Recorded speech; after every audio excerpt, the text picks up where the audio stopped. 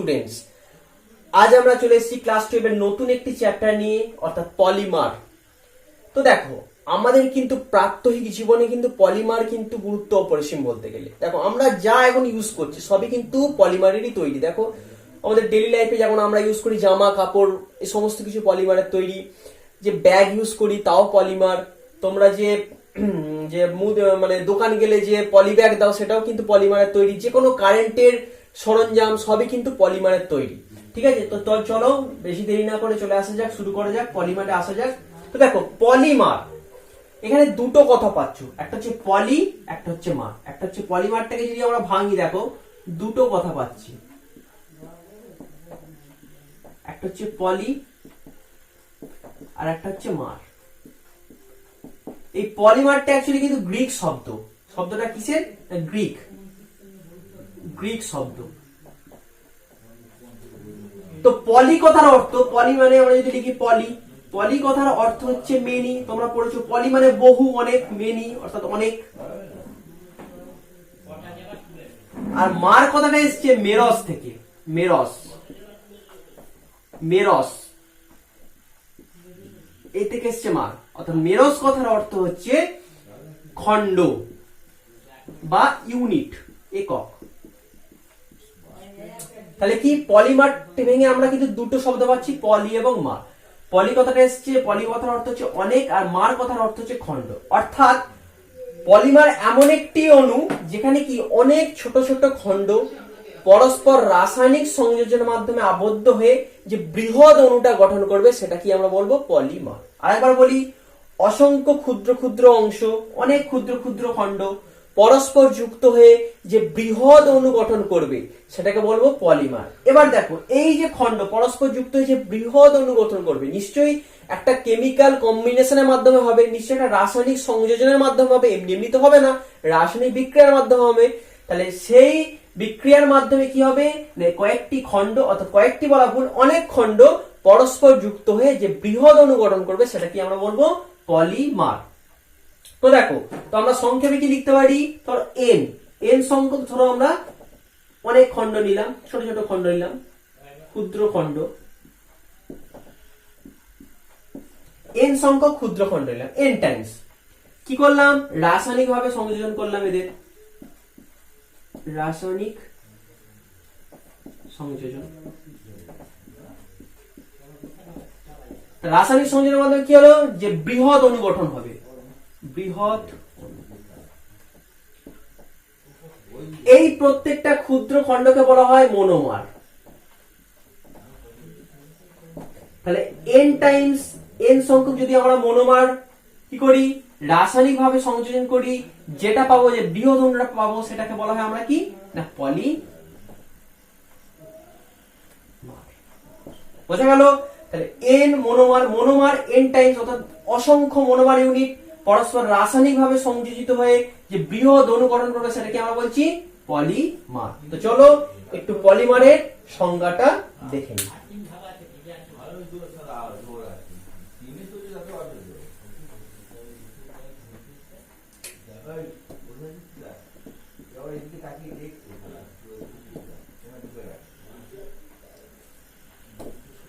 অসংখ্য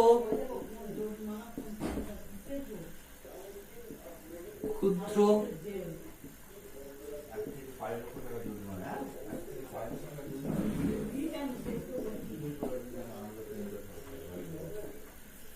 রাসায়নিক ভাবে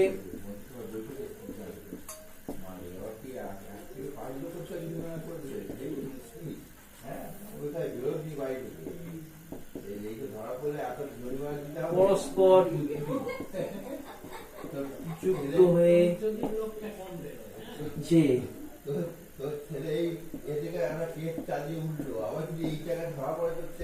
বৃহৎ অণু গঠন করবে তাকে পলিমার বলে। আর এই পদ্ধতিটাকে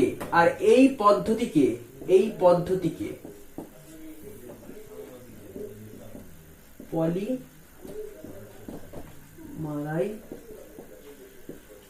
পলিমারাইজেশন, অর্থাৎ যে রাসায়নিক ভাবে আমরা পরস্পর যুক্ত করছি, তার মানে কি একটা রিঅ্যাকশন করাচ্ছি, রাসায়নিক বিক্রিয়া ঘটাচ্ছি, এই সম্পূর্ণ প্রসেসটাকে বলছি কি পলিমারাইজেশন। আর যে বৃহৎ অণুটাকে বলছি পলিমার। আর একটা কি বললাম মনোমার। আর এই যে ক্ষুদ্র ক্ষুদ্র অণু, অর্থাৎ এইখানে যে আমরা তিনটে জিনিস দাগ দিচ্ছি, এই যে ক্ষুদ্র ক্ষুদ্র অণু রাসায়নিক ভাবে যুক্ত হচ্ছে, এই ক্ষুদ্র ক্ষুদ্র অণুগুলোকে আমরা বলবো মনোমার। অর্থাৎ পলিমার যে অণু দ্বারা গঠিত হচ্ছে, যে ক্ষুদ্র ক্ষুদ্র অণু দ্বারা গঠিত হচ্ছে, তাকে বলবো আমরা মনোমার। এই ক্ষুদ্রতম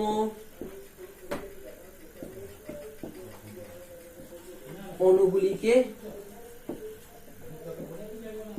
বলে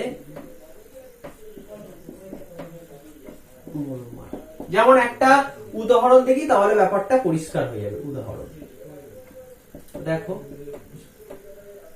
ধরো আমরা একটা উদাহরণ দিচ্ছি পলিথিন। পলিথিন, পলিথিন তোমরা জানো একটা পলিমার, পলিথিলিন, পলিথিনই লিখি, পলিথিন। তো কি হচ্ছে না, ধরো CH2 ডবল বন্ড CH2, এটা কি ইথিলিন। তোমরা পড়েছো ইথিলিন, দুটো কার্বন থাকলে ডাবল বন্ডের কার্বন দুটো, ইথিলিন। তো n টাইমস নিচ্ছি, n সংখ্যক আমরা ইথিলিন অণু নিচ্ছি। কি করছি আমরা রাসায়নিক সংযোজন, অর্থাৎ যে প্রসেসটাকে আমরা কি বলছি, রাসায়নিক সংযোজন মাধ্যমে যে প্রসেসটাকে আমরা পলিমার তৈরি করছি, সেই প্রসেসটাকে আমরা বলছি কি পলিমারাইজেশন। অর্থাৎ এখানে রাসায়নিক সংযোজন না লিখে আমরা লিখতে পারি কি পলিমারাইজেশন করছি, পলিমারাইজেশন, যে কোনো একটা লিখলাম। তো করে কি হচ্ছে না, ইথিলিন অণু ভেঙে কি তৈরি করছে না, এইটা তৈরি করছে।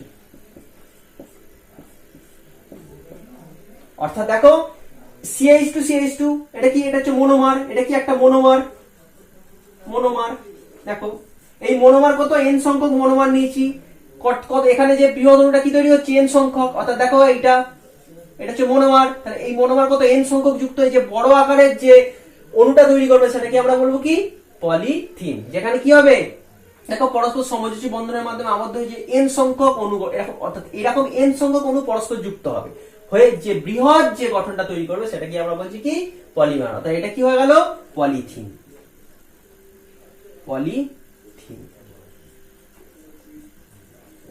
তাহলে পলিথিনের মনোমার কে ইথিন বা ইথিলিন। ইথিলিন যদি n সংখ্যক ইথিলিন নিয়ে কি তৈরি হচ্ছে পলিথিন। দেখো এটা হচ্ছে মনোমার, এটা হচ্ছে মনোমার, আর এটা হচ্ছে পলিমার। এটা হচ্ছে মনোমার, এটা হচ্ছে পলিমার। বোঝা গেল? তো এবার আসি দেখো পলিমারের শ্রেণী বিন্যাসে। তো দেখো স্টুডেন্টস, এবার আমরা চলে এসেছি পলিমারের শ্রেণী বিন্যাস। তো আমরা এখানে পলিমারের অনেক শ্রেণী বিন্যাস করব এবং বিভিন্ন ভাবে করব। তো প্রথম যে শ্রেণীবিন্যাসটি আমরা দেখতে পাচ্ছি সেটা কি না, মনোমার অণুর উপর ভিত্তি করে আমরা শ্রেণীবিন্যাস করছি। কাকে? পলিমারকে। মনোমার, তোমরা মনোমার জানো, আগেই জানো, অর্থাৎ যে ইউনিটটা বারবার রিপিট হয়ে পলিমার গঠন করেছে সেটা কি বলছি মনোমার।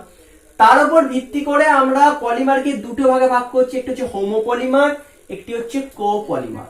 হোমোপলিমারের আরেকটি নাম হচ্ছে সপলিমার, আর কোপলিমারের আরেকটি নাম হচ্ছে সহপলিমার। তো চলো দেখে নেওয়া যাক হোমোপলিমার কি। হোমো কথার অর্থ কি তোমরা কি জানো? এক, এক, একই বা সমান। অর্থাৎ যে পলিমার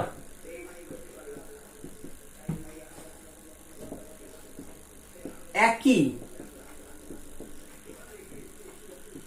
মনোমার অণু দ্বারা গঠিত, তাদের হোমোপলিমার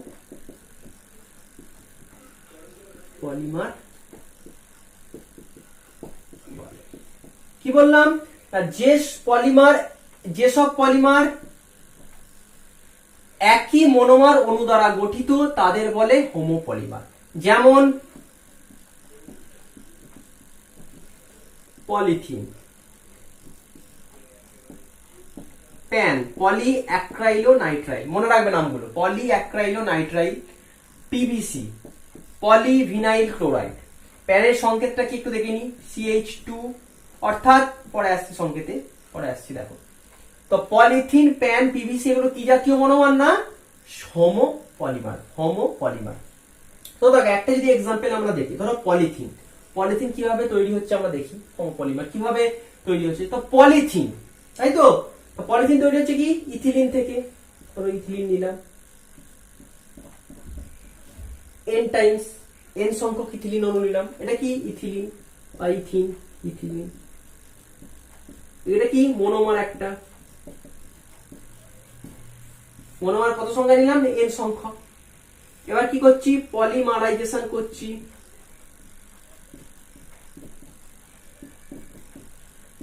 রাসায়নিক বিক্রিয়া, রাসায়নিক সংযোজন করছি। তো কি হবে, কিভাবে লিখবো দেখো, এবার পলিমারটা লিখবো কিভাবে দেখো, সেটাও আমি এখানে বলে দিচ্ছি যে মনোমার গুলো যুক্ত যখন আমরা পলিমারের গঠনটা লিখবো তখন কিভাবে লিখবো দেখো। দেখো এখানে কি দেখতে পাচ্ছ, ডবল বন্ড। ডবল বন্ডের মধ্যে তোমরা জানো কি একটা পাই বন্ড থাকে, একটা সিগমা বন্ড থাকে। আর এটাও তোমরা পড়েছো পাই বন্ড কিন্তু সিগমা বন্ডের থেকে উইক, ঠিক আছে, তাই কি হয় পাই বন্ডটা ভেঙে যায়। যখনই আমরা পলিমারাইজেশন করব তখন কি হবে, এই পাই বন্ডটা ভেঙে যাবে। কিভাবে লিখবো দেখো, কটা অণু আছে, দুটো কার্বন, তো দুটো কার্বন লিখে দিলাম CH2, CH2, পাই বন্ডটাকে আমরা ভেঙে দিলাম। পাই বন্ডটা ভেঙে কি করবো, এদিকে একটা পাই বন্ড দেবো, এদিকে একটা বন্ড দেবো, এদিকে একটা বন্ড দেবো, সরি পাই বন্ড নয়, পাই বন্ডটাকে ভাঙলাম, ভেঙে কি দিলাম, এদিকে একটা বন্ড দিলাম, এদিকে একটা বন্ড দিলাম, দিয়ে ব্র্যাকেট দিলাম, দিয়ে n, কত টাইমস নিচ্ছি, n টাইমস নিচ্ছি, তাই নিচে কি লিখে দিলাম n। তাহলে কি করলাম দেখো, পাই বন্ডটা ভাঙলাম, পাই বন্ডটা ভেঙে দুদিকে দুটো বন্ড দিয়ে দিলাম, দিয়ে ব্র্যাকেট দিয়ে n। এইভাবে লিখবো আমরা পলিমারের সংকেত বা গঠন লিখবো। এটা কি, এটা পলিথিন, অর্থাৎ পলি ইথিলিন, পলি ইথিলিন, ইথিলিন থেকে কি তৈরি হচ্ছে, পলি ইথিলিন, ইথিলিন থেকে পলি ইথিলিন। দেখো যখনই পলিমার কথাটা হলো, পলি কথাটা যুক্ত হয়ে গেল, ইথিলিনটা ছিল মনোমার আর পলি ইথিলিনটা হয়ে গেল পলিমার, ঠিক আছে।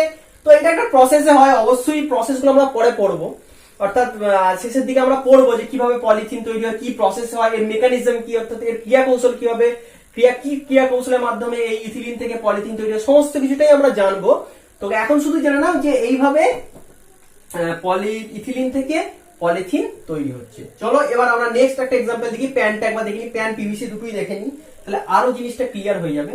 তো এখানে মুছছি আমি এটাকে, তো আরো জিনিসটা ক্লিয়ার হয়ে যাবে। দেখো প্যান, প্যান মানে কি পলি অ্যাক্রাইলোনাইট্রাইল। দেখো পলি কথাটা বাদ দিলে কি হয়, মনোমার, পলি যখনই যোগ করছে সেটা কি পলিমার হয়ে যাচ্ছে, তাহলে পলিটা বাদ দিলে তাহলে মনোমারটা কি অ্যাক্রাইলোনাইট্রাইল। সেম এখানে পলি ভিনাইল ক্লোরাইড, তাহলে মনোমার কি ভিনাইল ক্লোরাইড, পলিটা বাদ দিয়ে দেবো ভিনাইল ক্লোরাইড। দেখো তাহলে প্যানটা নিই, পলি অ্যাক্রাইলোনাইট্রাইল, অর্থাৎ অ্যাক্রাইলোনাইট্রাইলের সংকেত হচ্ছে এইটা CH2 double bond CH Cl, এটা কি অ্যাক্রাইলোনাইট্রাইল। কত নেবো, n সঙ্গে অণু নিলাম, এই এখানে কি করবো পলিমারাইজেশন,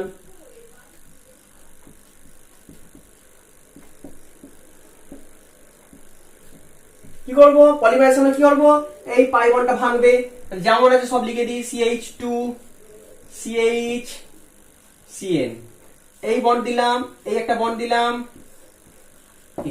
এটা কি হয়ে গেল প্যান, পলিঅ্যাক্রাইলোনাইট্রাইল। অবশ্যই একটা প্রসেস হয়, ক্রিয়া কৌশল আমরা পরে দেখবো। এবার আসি আমরা পিভিসি, পলিভিনাইল ক্লোরাইড, তাহলে মনোমারটা কি হবে, শুধু ভিনাইল ক্লোরাইড। তা ভিনাইল ক্লোরাইডের সংকেত কি, Cl-টা তুলে দাও, এখানে Cl লাগিয়ে দাও, ক্লোরাইড। একইভাবে কি হবে, এখানে কি হয়ে যাবে Cl হয়ে যাবে, এটা কি প্যান থেকে হয়ে গেল পিভিসি, বোঝা গেল। তাহলে হোমোপলিমার কি, যেসব পলিমার একই মনোমার অণু দ্বারা গঠিত। দেখো মনোমার অণু প্রত্যেক ক্ষেত্রে এক, দেখো এখানে মনোমার অণু CH2 CHCl, দেখো এইটাই বারবার রিপিটিং হবে, অর্থাৎ এটা যদি 100টা নিই, এখানে এই অণু কটা থাকবে, 100টাই মনোমার অণু থাকবে। পলিথিনে কি দেখছিলাম CH2 ডবল বন্ড CH2, 100টা অণু সেখানে CH2 সিঙ্গেল বন্ড, অর্থাৎ পলিথিনে কি হবে CH2 CH2টা পলিথিনের সংকেত দেখছিলাম। অর্থাৎ যদি 100টা n নিই, 100টা অণু ইথিলিন নিই, 100টা অণু এখানে এটা হবে, বোঝা গেল। তো এই হচ্ছে ব্যাপার। তো পলিমারাইজেশন কি, হোমোপলিমার কি জানা গেল। এবার আমরা আসবো কোপলিমার, তাহলে এখানে মুছে দিই।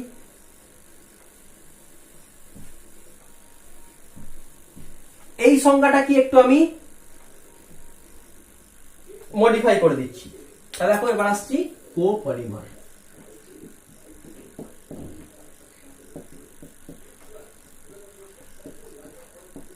তাহলে যেসব পলিমার একাধিক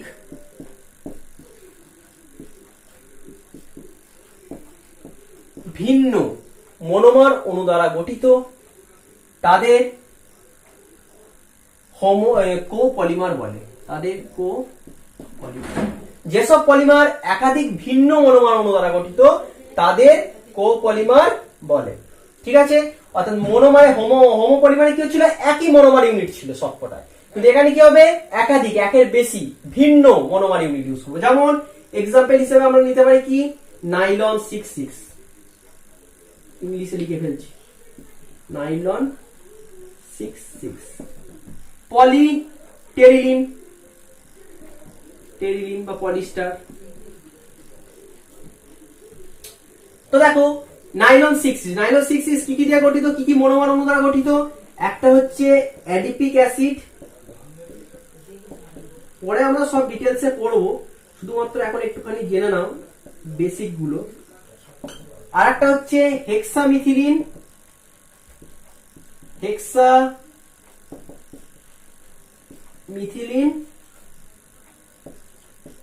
ডাইঅ্যামিন,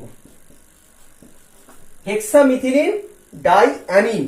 অ্যাডিপিক অ্যাসিডের সংকেত কি, দেখো এখানে 66 এর উপর কথাটা দেখো, 66 কেন দেওয়া হয়েছে দেখো, অর্থাৎ ছটা কার্বন, অর্থাৎ কার্বন সংখ্যা কি বোঝাতে, 6টা আছে।